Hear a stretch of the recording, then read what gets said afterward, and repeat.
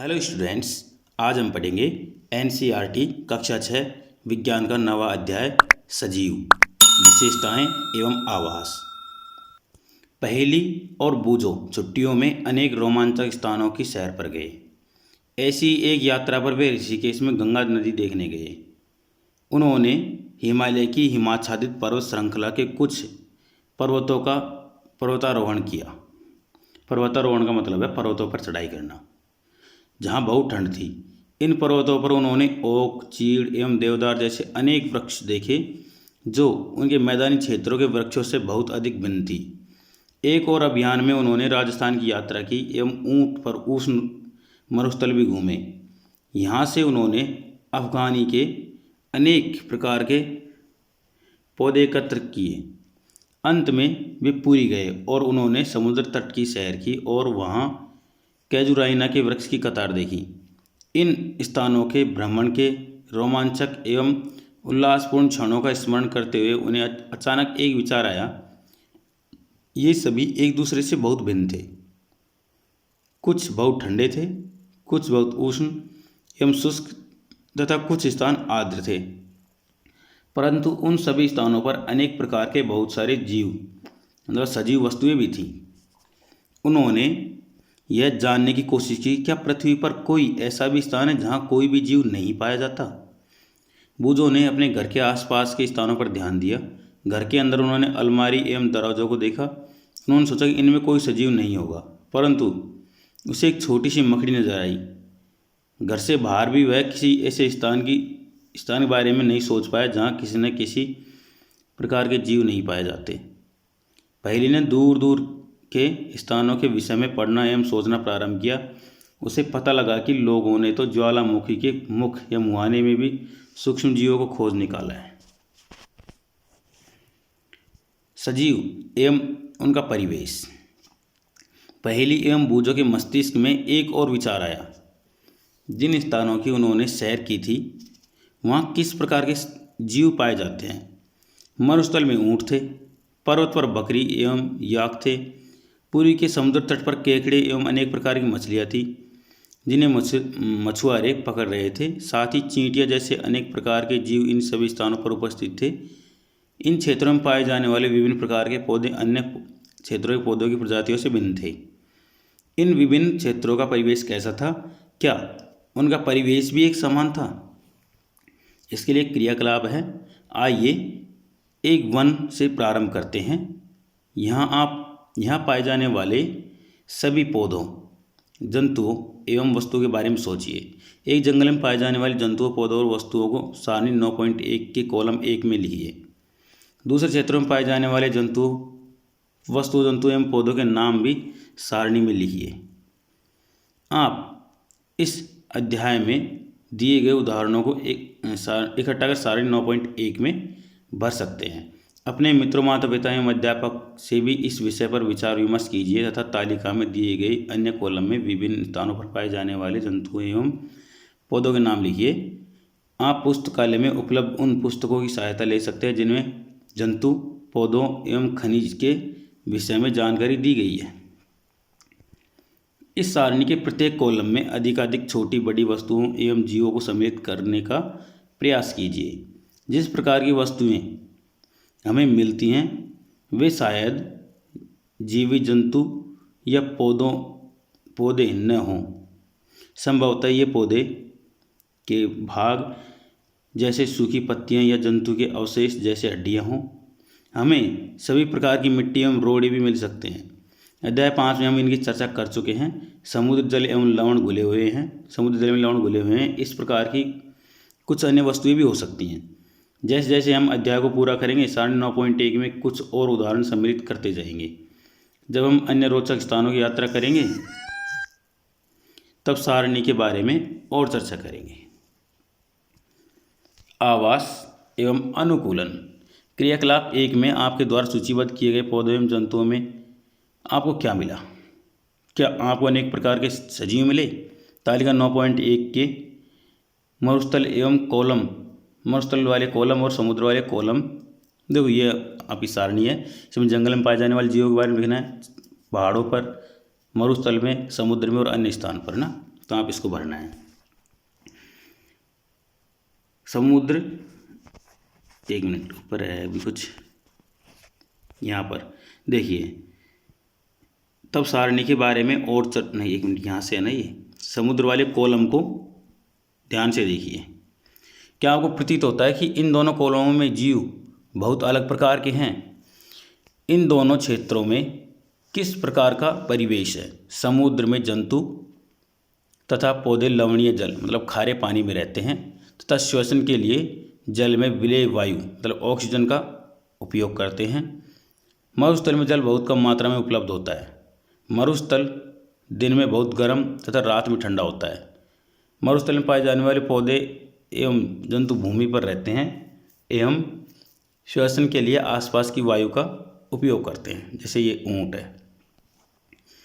समुद्र तथा मरुस्थल भिन्न प्रकार के परिवेश हैं और हम इन दोनों क्षेत्रों में बिल्कुल भिन्न प्रकार के पौधे और जंतु देखते हैं। क्या ऐसा नहीं है?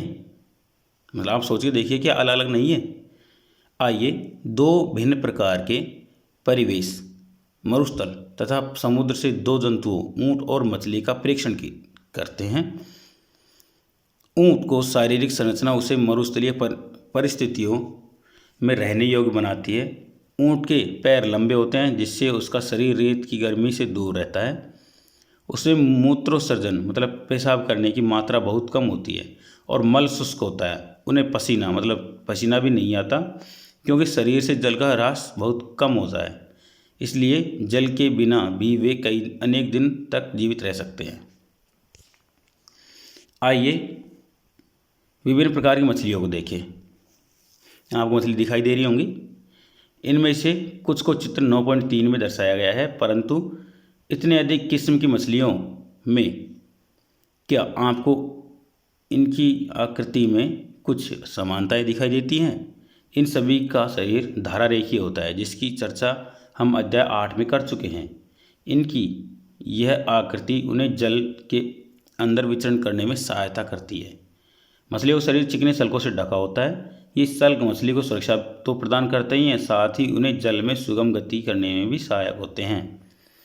हमने अध्याय 8 में चर्चा की थी कि मछली के पंख एवं पूंछ चपटी होती हैं, जो उन्हें जल के अंदर दिशा परिवर्तन एवं संतुलन बनाए रखने में सहायता करते हैं। मछली के गिल मतलब क्लोम होते हैं, जो उन्हें जल में श्वास लेने में सहायता करते हैं। हम देखते हैं कि मछली की संरचनाएं उसे जल में रहने में सहायक होती हैं और ऊंट की संरचनाएं उन्हें मरुस्थल में रहने में सहायता करती हैं। हमने पृथ्वी पर पाए जाने वाले असंख्य प्रकार के जंतुओं में से केवल 2 उदाहरण लिए। हम देखते हैं कि सजीवों की इन सभी किस्मों में ऐसी कुछ विशिष्ट संरचनाएं होती हैं जो उन्हें अपने परिवेश में रहने योग्य बनाती हैं, जिसमें वे प्राय पाए जाते हैं। जिन विशिष्ट संरचनाओं अथवा स्वभाव की उत्पत्ति किसी पौधे तथा जंतु को उसके परिवेश में रहने योग्य बनाती है, अनुकूलन कहलाता है। इसको दोबारा पढ़ें। जिन विशिष्ट संरचनाओं अथवा स्वभाव की उपस्थिति किसी पौधे अथवा जंतु को उसके परिवेश में रहने के योग्य बनाती है, अनुकूलन कहलाता है। विभिन्न जंतु भिन्न परिवेश के प्रति अलग रूप से अनुकूलित हो सकते हैं। किसी सजीव का वह स्थान जिसमें वह रहता है उसका आवास कहलाता है। मतलब ये प्रश्न भी यहाँ पर आएगा, इसको चिन्ह लगा लें। किसी सजीव का वह स्थान जिसमें वह रहता है उसका आवास कहलाता है। अपने भोजन, वायु, शरण स्थल एवं अन्य आवश्यकताओं के लिए जीव अपने आवास पर निर्भर रहता है। आवास का अर्थ है वास स्थान मतलब एक घर। विभिन्न प्रकार के पौधे एवं जंतु एक ही आवास में संयुक्त रूप से रह सकते हैं। जैसे हम रहते हैं, हम अपने घर में रहते हैं, उसमें चूहे भी रहते हैं, छिपकलियाँ भी रहती हैं, मकड़ी, इस तरह के बहुत सारे जीव जंतु और भी रहते हैं, है ना। स्थल जमीन पर पाए जाने वाले पौधों एवं जंतुओं के आवास को स्थलीय आवास कहते हैं।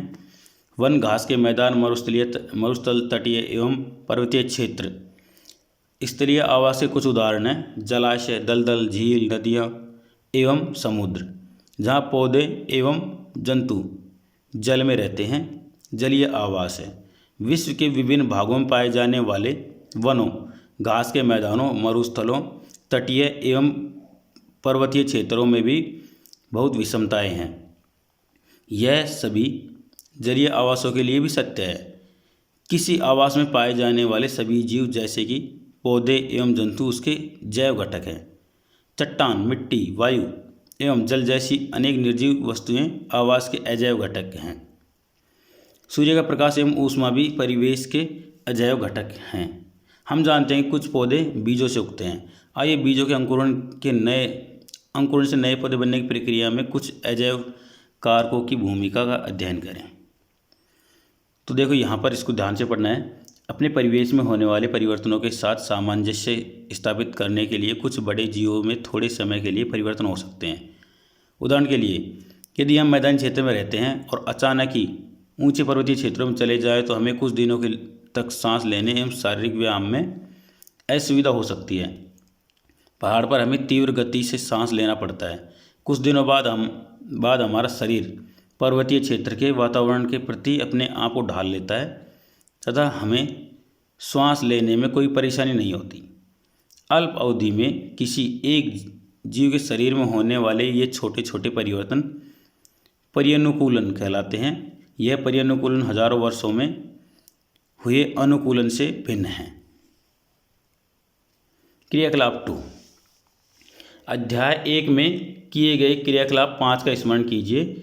इस क्रियाकलाप में मूंग के बीज से अंकुर निकलता है, अर्थात वे अंकुरित हो गए हैं। यह बीज से एक नए पौधे का प्रारंभ है। मूंग के कुछ सूखे बीजों को एकत्रित कीजिए।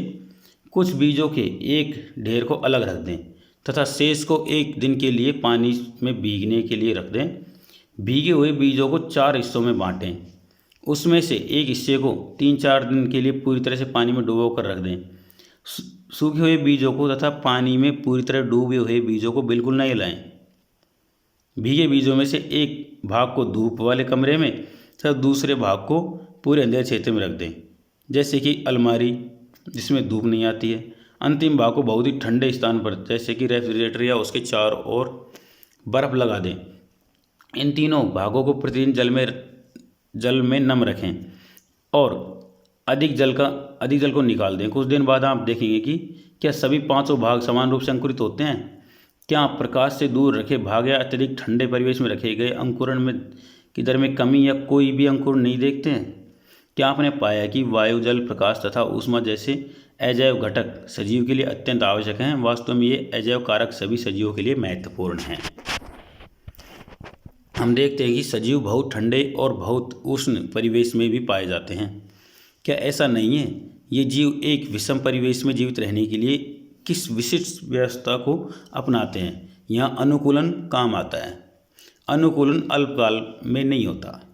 हजारों वर्षों की अवधि में किसी क्षेत्र के अजैव घटकों में परिवर्तन आते हैं।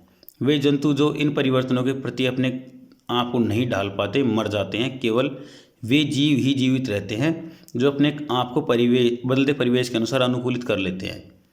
जंतु विभिन्न अजैव कारकों के लिए विभिन्न विधियों से अपने आप को अनुकूलित कर लेते हैं। इसका परिणाम भिन्न आवासों में जीवों की विविधता का होना है।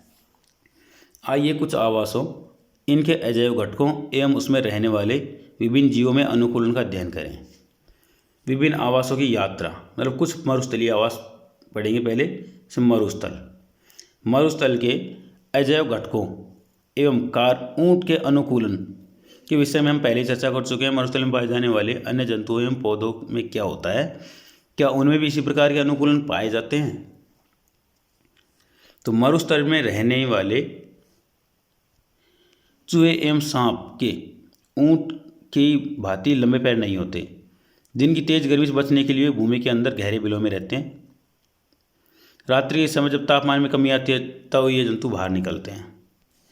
मरुस्थल में उगने वाले कुछ सामान्य पौधों को चित्र 9.5 में दिखाया गया है। यहाँ पर आपको कुछ और भी चित्र दिखेंगे। यह पौधे मरुस्थल के प्रति किस प्रकार अनुकूलित हैं। तो एक क्रियाकलाप करते हैं। 3 नंबर, गमले में लगाए कैक्टस तथा पत्तियों वाला एक पौधा कक्षा में लाइए। दोनों पौधों के कुछ भागों को पॉलीथीन थैली से ढककर उसी प्रकार बांधिए जिस प्रकार अध्याय 7 में क्रियाकलाप 4 में हमने पौधों में वाष्पोत्सर्जन का अध्ययन करने के समय बांधा था। गमले में लगे पौधे को धूप में रख दीजिए और कुछ घंटे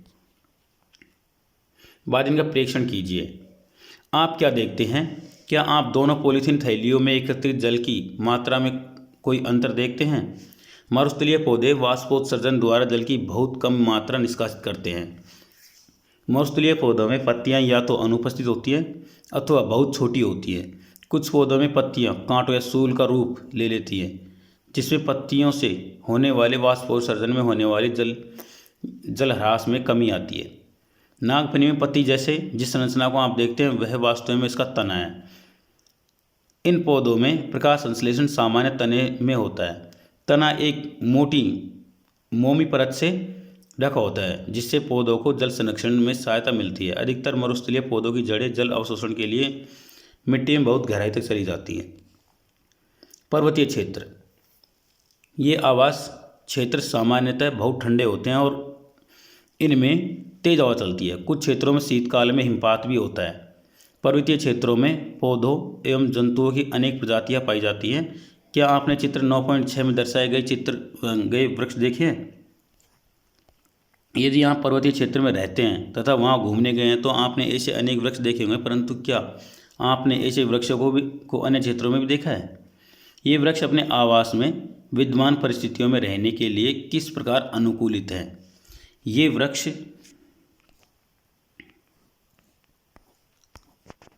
सामान्यतः शंक्वाकार होते हैं और इनकी शाखाएं तिरछी होती हैं। इनमें से कुछ वृक्षों की पत्तियां सुई के आकार की होती है। इससे वर्षा का जल एवं हिम सरलता से नीचे की ओर खिसक जाता है। पर्वतों पर इन वृक्षों से अधिक भिन्न आकृति और आकार वाले वृक्ष भी मिल सकते हैं। पर्वत पर जीवित रहने के लिए इनमें कुछ अन्य प्रकार का अनुकूलन हो सकता है। पर्वतीय क्षेत्र में पाए जाने वाले जंतु भी वहाँ की परिस्थितियों के प्रति अनुकूलित होते हैं। उनकी मोटी त्वचा या फर ठंड से उनका बचाव करती है। उदाहरणतः शरीर को गर्म रखने के लिए याक का शरीर लंबे बालों से ढका होता है। पहाड़ी तेंदुओं के शरीर पर फर होते हैं। यह बर्फ पर चलते समय उनके पैरों को ठंड से बचाता है। पहाड़ी बकरी के मौजूद फर उसे ढालदार चट्टानों पर दौड़ने के लिए अनुकूलित बनाते हैं। जैसे जैसे हम पर्वतीय क्षेत्रों में ऊपर चढ़ते जाते हैं, परिवेश का स्वरूप बदलता जाता है और हमें विभिन्न ऊंचाइयों पर पाए जाने वाले अनेक जीवों के अनुकूलन में विविधता दिखाई देती है। घास स्थल, शेर वन में और घास स्थल में रहता है तथा एक ऐसा शक्तिशाली जंतु जो हिरण जैसे जंतुओं का शिकार कर उन्हें मारकर खा जाता है। यह मटमैले मतलब हल्के भूरे रंग का होता है। एक शेर एवं हिरण का चित्र देखिए, आपको दिख रहा होगा यहाँ पर कि एक शेर हिरण के पीछे भाग रहा है। इन दोनों जंतुओं की आंखें उनके चेहरे पर किस प्रकार स्थित है? क्या वे चेहरे के सामने हैं अथवा पार्श्व में हैं?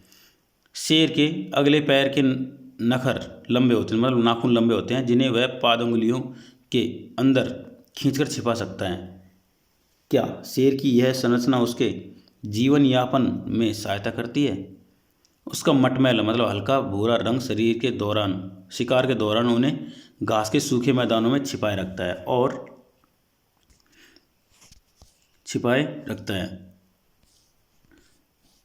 शिकार को पता भी नहीं चलता। चेहरे के सामने की आंखें उसे वन में दूर तक शिकार खोजने में सहायता करती हैं। एक दूसरा जंतु हिरण है, जो वन या घास स्थल में रहता है। पौधों के कठोर तनों को चबाने के लिए उसके मजबूत दांत होते हैं। हिरण को अपने शिकारी शेर जैसे जंतु जो उसे अपना शिकार बनाते हैं की उपस्थिति की जानकारी आवश्यक है, ताकि वह उसका शिकार न बन सके और वहाँ से भाग जाए। उसके लंबे कान उसे शिकारी की गतिविधि की जानकारी देते हैं। इसके सिर के पार्श्व में दोनों ओर स्थित आंखें प्रत्येक दिशा में देखकर खतरा महसूस कर सकती हैं। हिरण की तेज गति उसे शिकारी से दूर भागने में सहायता करती हैं। शेर, हिरण तथा अन्य जंतुओं एवं पौधों में और भी बहुत सी विशिष्ट संरचनाएं होती हैं जो उन्हें उनके आवास में जीवित रहने योग्य बनाती हैं। कुछ जलीय आवास। समुद्र में रहने के लिए मछली के अनुकूलन के विषय में हम चर्चा कर चुके हैं। दूसरे बहुत से समुद्री जंतुओं का शरीर भी धारारेखीय होता है, वह जिस जल में सुगमता से चल सकते हैं। स्क्विड एवं ऑक्टोपस जैसे कुछ समुद्री जंतुओं का शरीर आमतौर पर धारारेखीय नहीं होता। वे समुद्री गहराई में तलैटी में रहते हैं तथा अपनी और आने वाले शिकार को पकड़ते हैं। जब वे जल में चलते हैं तो अपने शरीर को धारारेखीय बना लेते हैं। जल में सांस लेने के लिए इनमें गिल या क्लोम होते हैं। डॉल्फिन एवं व्हेल जैसी कुछ जंतुओं में गिल नहीं होते। ये सिर पर स्थित नासाद्वार अथवा वात छिद्रों द्वारा श्वास लेते हैं।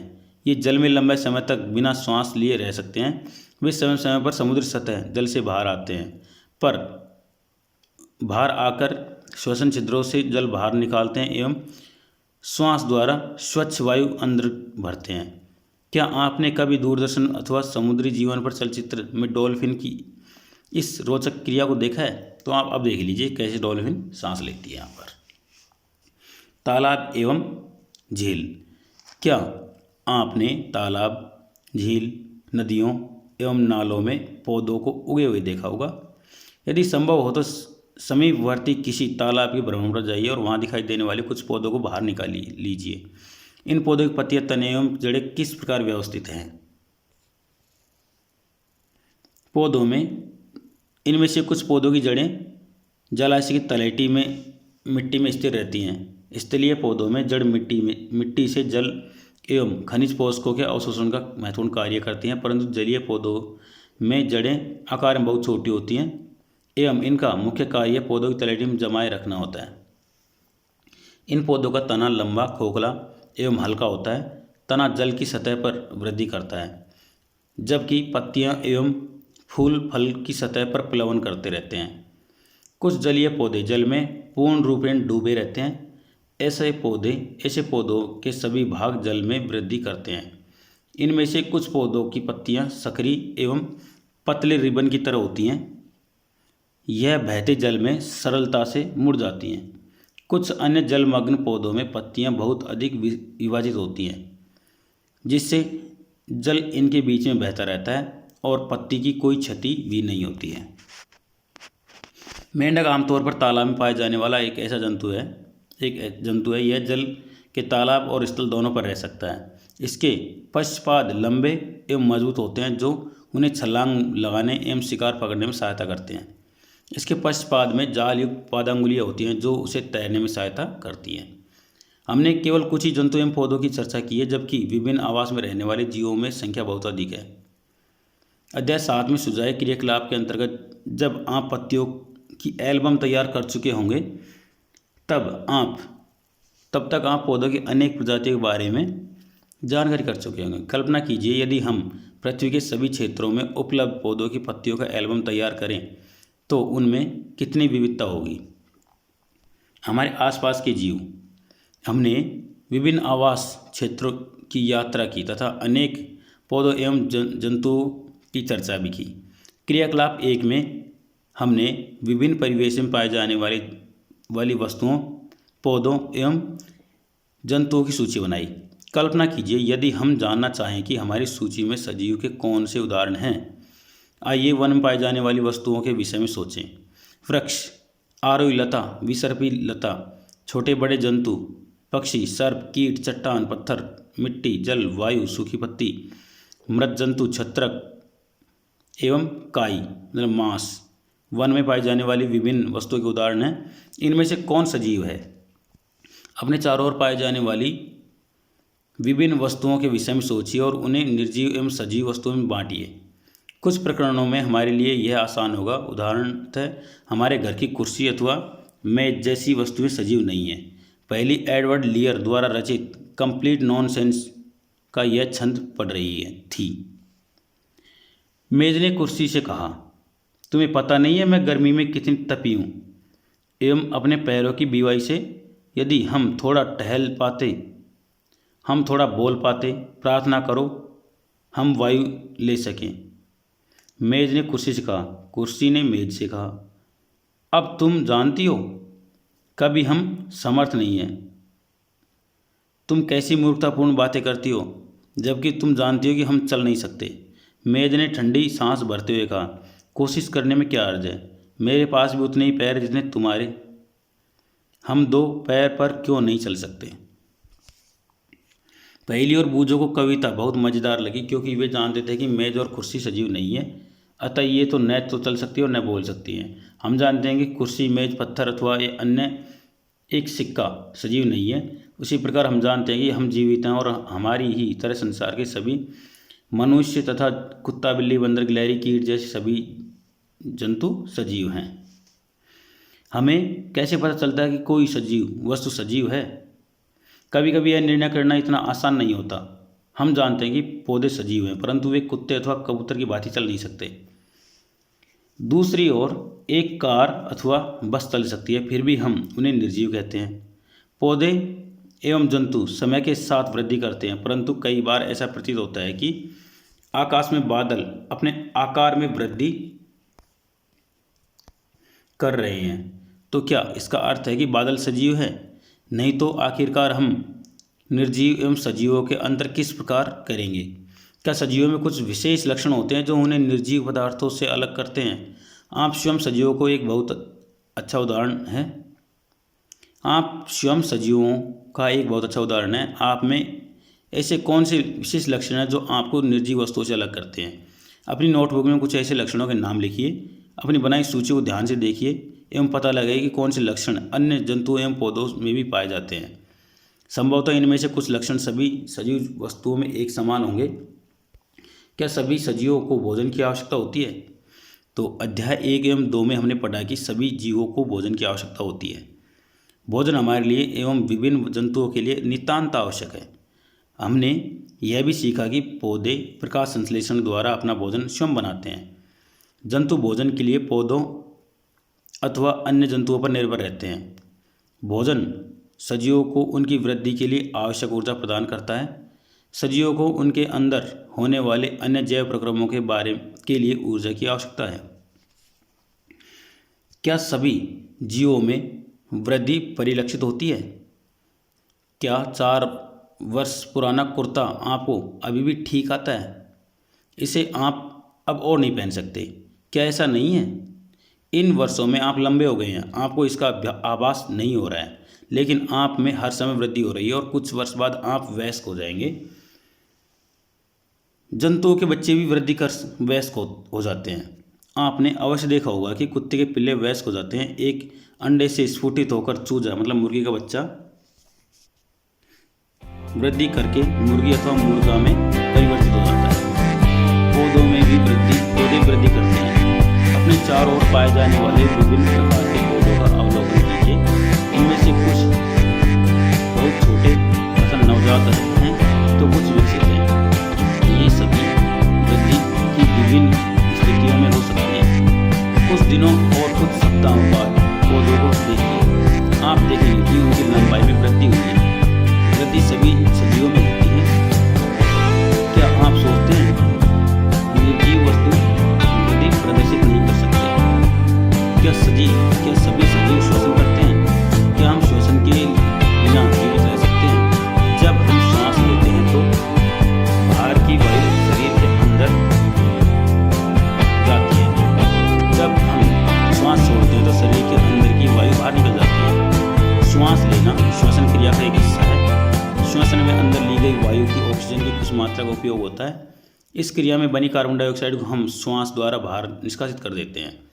गाय, भैंस, कुत्ता तथा बिल्ली जैसे कुछ जंतुओं में श्वसन क्रिया मनुष्य की तरह होती है। इनमें से किसी भी जंतु का विश्राम की अवस्था में परीक्षण कीजिए तथा उनके अंदर की गति उदर की गति पर ध्यान दीजिए। यह मंद गति उनकी श्वास लेने की क्रिया को दर्शाती है।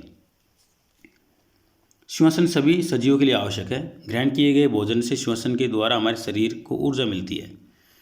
कुछ जंतुओं में गैस आदान प्रदान का तरीका भिन्न हो सकता है, जो श्वसन का एक हिस्सा होता है। उदाहरण के लिए केंचुआ त्वचा द्वारा सांस लेता है। हमने पढ़ा है कि मछली के गिल होते हैं, जिनकी सहायता से वह जल में विलय वायु से ऑक्सीजन अवशोषित कर लेती है। क्या पौधे भी श्वसन करते हैं? पौधों की श्वसन क्रिया में गैसों का आदान प्रदान मुख्यतः उनकी पत्तियों द्वारा होता है। पत्तियां सूक्ष्म रंध्रों द्वारा वायु को अंदर लेती हैं तथा ऑक्सीजन का उपयोग करती हैं। वह कार्बन डाइऑक्साइड वायु में निष्कासित कर देती हैं। हम जानते हैं कि प्रकाश की उपस्थिति में पौधे वायु कार्बन डाइऑक्साइड का उपयोग भोजन बनाने के लिए करते हैं और ऑक्सीजन छोड़ते हैं। श्वसन क्रिया दिन और रात दोनों में ही निरंतर चलती रहती है। भोजन बनाने की क्रिया में निष्कासित ऑक्सीजन की मात्रा पौधे द्वारा श्वसन में उपयोग की गई ऑक्सीजन की अपेक्षा बहुत अधिक होती है। क्या सभी सजीव उद्दीपन के लिए अनुक्रिया करते हैं? उद्दीपन मतलब चमक के लिए। जब आप नंगे पैर टहल रहे हैं और आपका पैर अचानक ही किसी कांटे अथवा नुकीली वस्तु पर पड़ जाए तो आप किस प्रकार अनुक्रिया करेंगे? जब आप अपने प्रिय व्यंजन को देखते हैं और उसके विषय में सोचते हैं तो क्या अनुभव होता है? आप अंधेरे स्थान से अचानक तेज धूप में आते हैं तो क्या होता है? आपकी आंखें स्वतः ही कुछ क्षण के लिए बंद हो जाती हैं। जब आप वे तेज प्रकाश की अभ्यस्त नहीं हो जाती, आपका प्रिय व्यंजन तेज प्रकाश एवं कांटा उपरोक्त स्थितियों में आपके बाह्य वातावरण में होने वाले परिवर्तनों के कुछ उदाहरण हैं। हम इन सभी प्रकार के परिवर्तनों के प्रति अनुक्रिया करते हैं। वातावरण में होने वाले इन परिवर्तनों को उद्दीपन कहते हैं। क्या दूसरे जंतुओं में भी उद्दीपन की प्रति अनुक्रिया होती है? खाना देते समय जंतु मतलब पशु के व्यवहार को ध्यान से देखिए। क्या वे भोजन देखते ही अचानक अधिक चैतन्य नहीं हो जाते?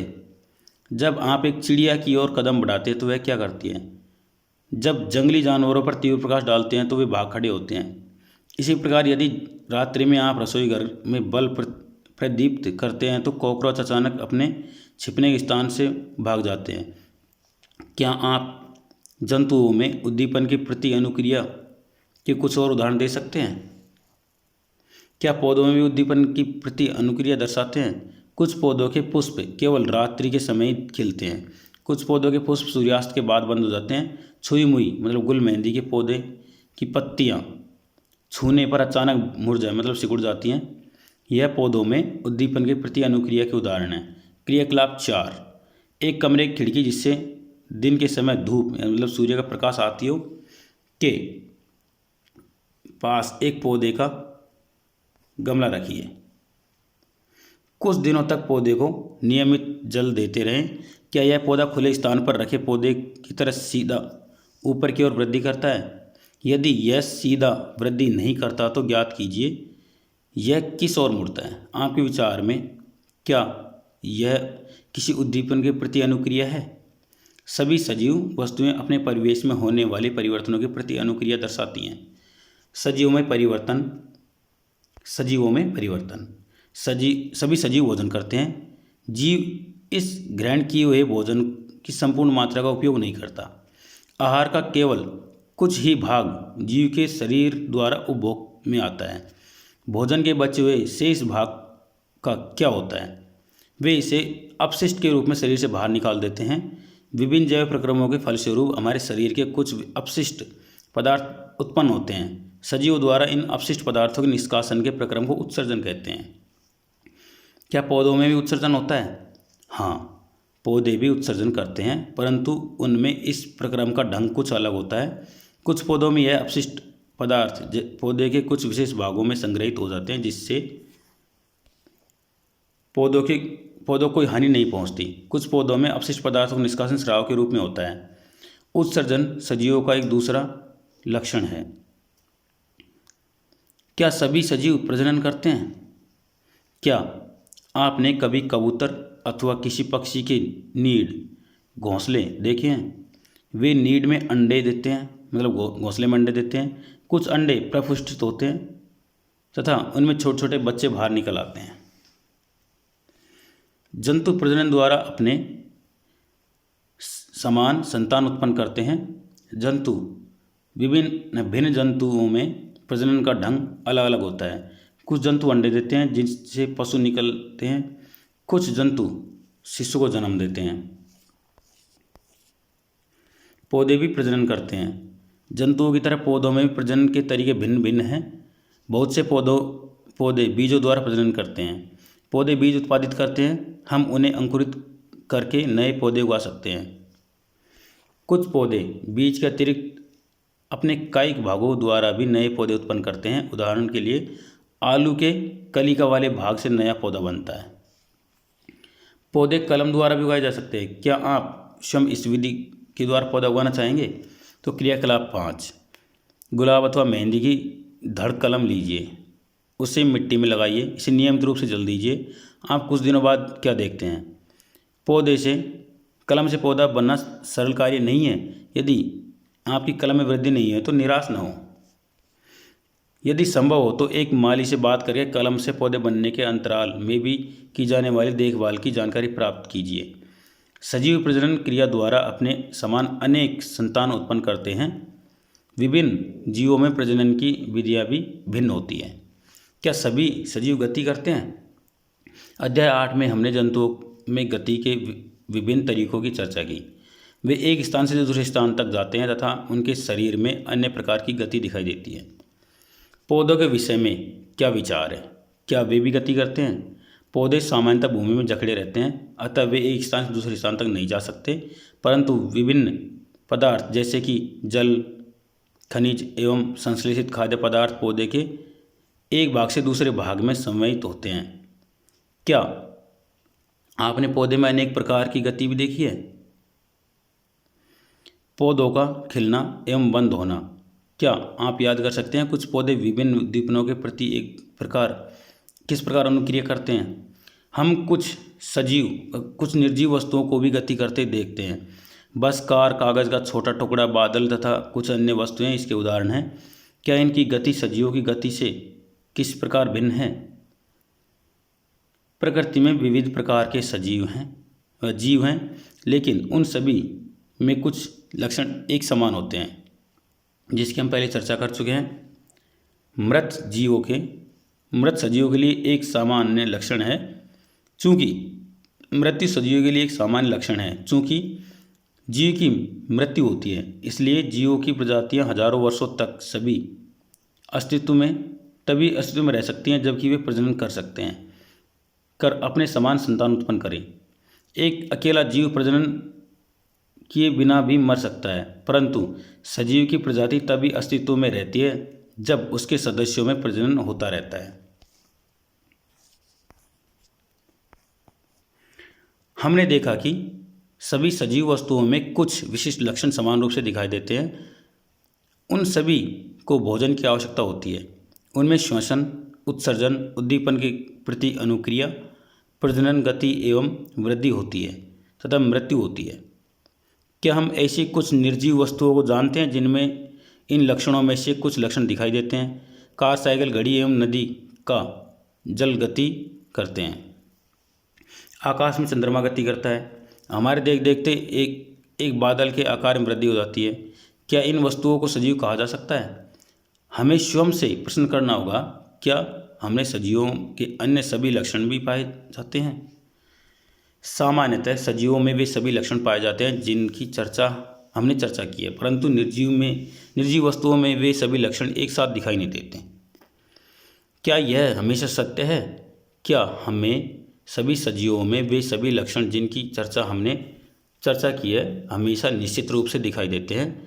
क्या हमें सजीवों में वे सभी लक्षण कभी भी एक साथ दिखाई नहीं देते? उनमें से मात्र कुछ लक्षण ही दिखाई देते हैं।